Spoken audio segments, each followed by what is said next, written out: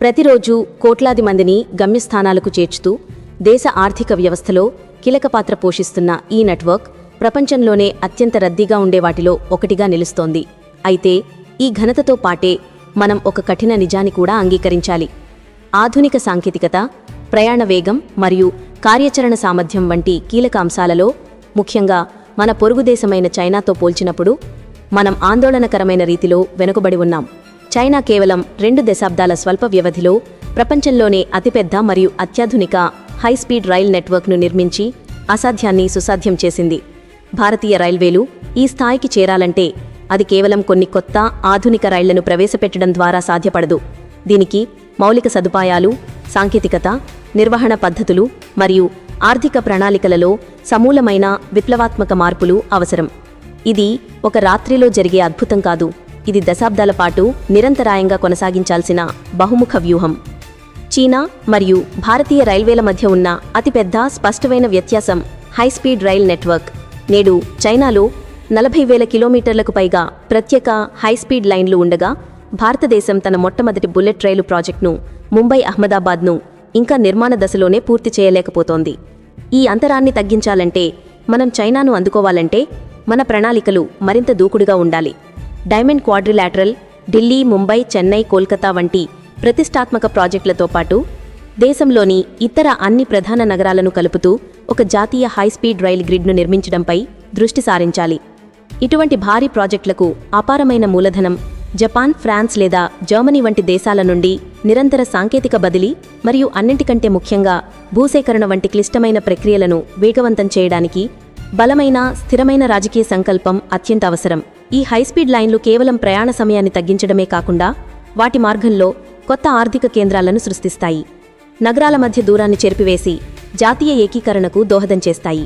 అయితే కేవలం కొత్త హైస్పీడ్ లైన్లను నిర్మించడం మాత్రమే పరిష్కారం కాదు. ఇప్పటికే ఉన్న మన విస్తారమైన రైల్వే నెట్వర్క్ను ఆధునీకరించడం కూడా అంతే ముఖ్యం. చీనాలో సాధారణ రైళ్ల సగటు వేగం కూడా మన ప్రీమియం రైళ్ల కంటే ఎక్కువగా ఉంటుంది. భారతదేశం మిషన్ రఫ్తార్ వంటి ప్రణాళికలను మరింత తీవ్రంగా అమలు చేయాలి. ప్రధాన మార్గాలలో రైళ్ల సగటు వేగాన్ని ప్రస్తుతం 60-70 కిలోమీటర్ల నుండి గంటకు 160 కిలోమీటర్ల స్థాయికి పెంచే లక్ష్యంతో అవసరమైన పనులను యుద్ధ ప్రాతిపదికన చేపట్టాలి. దీని భాగంగా పాత ట్రాక్లను బలోపేతం చేయడం, బలహీనమైన వంతెనల పునర్నిర్మాణం మరియు రైళ్ల వేగాన్ని తగ్గించి పదునైన వంపులను అంటే షార్ప్ కర్వ్స్ సరిచేయడం వంటివి ఉన్నాయి. వందే భారత్ వంటి సెమీ హైస్పీడ్ రైళ్లను కేవలం కొన్ని ప్రీమియం సర్వీసులుగా పరిమితం చేయకుండా దేశవ్యాప్తంగా శతాబ్దీ రాజధాని వంటి పాతతరం రైళ్ల స్థానంలో వీటిని విస్తృతంగా ప్రవేశపెట్టాలి. వేగం ఎంత ముఖ్యమో భద్రత మరియు సామర్థ్యం కూడా అంతే ముఖ్యం. ఈ రెండిటికి ఆధునిక సిగ్నలింగ్ సాంకేతికత పునాది. చీనా రైల్వేలు అత్యాధునిక ఆటోమేటిక్ ట్రైన్ కంట్రోల్ ATC వ్యవస్థలను ఉపయోగిస్తున్నాయి. దీనివలన రైళ్లు అధిక వేగంతో మరియు ఒకదానికొకటి చాలా తక్కువ వ్యవధిలో సురక్షితంగా నడవగలుగుతున్నాయి. భారతదేశం తన సొంత భద్రతా వ్యవస్థ అయిన కవచ్ అంటే ట్రైన్ కొలీజన్ అవాయిడెన్స్ సిస్టమ్ TCASను దేశవ్యాప్తంగా 100% అమలు చేయడం అత్యంత ప్రాధాన్యతగా తీసుకోవాలి. ఇది రైలు ప్రమాదాలను పూర్తిగా నివారించడమే కాకుండా ట్రాక్ సామర్థ్యాన్ని గణనీయంగా పెంచుతుంది. యూరోపియన్ రైలు నియంత్రణ వ్యవస్థ లెవెల్ 2 లేదా లెవెల్ 3కి సమానమైన ఆధునిక సాంకేతికతను మనం స్వీకరించడం ద్వారా ఒకే ట్రాక్పై ఎక్కువ రైళ్లను తక్కువ సమయంలో పూర్తి భద్రతతో నడపగలం. ప్రయాణికుల రవాణాకు ప్రచారం లభించినప్పటికీ భారతీయ రైల్వేల ఆర్థిక ఆరోగ్యానికి అసలైన వెన్నెముక సరుకు రవాణా. కానీ ఈ రంగంలో మనం తీవ్రంగా వెనకబడి ఉన్నాం. చీనా తన రైల్వే నెట్వర్క్ ద్వారా భారీ పరిమాణంలో సరుకును అత్యంత సమర్థవంతంగా రవాణా చేస్తుంది. భారతదేశంలో సరుకు రవాణా రైళ్లు ప్రయాణికుల రైళ్లకు దారి ఇవ్వడం వలన వాటి సగటు వేగం కేవలం 25 కిలోమీటర్లుగా ఉంది. ఈ సమస్యకు శాశ్వత పరిష్కారంగా ప్రస్తుతం నిర్మాణంలో ఉన్న తూర్పు మరియు పశ్చిమ డెడికేటెడ్ ఫ్రైట్ కారిడార్లను తక్షణం పూర్తి చేయాలి. ఈ ప్రత్యేక మార్గాలు పూర్తయితే ప్రయాణికుల రైళ్ల రద్దీని నుండి సరుకు రవాణాను పూర్తిగా వేరుచేసి గూడ్స్ రైళ్ల సగటు వేగాన్ని గంటకు 75 కిలోమీటర్ల వరకు పెంచవచ్చు.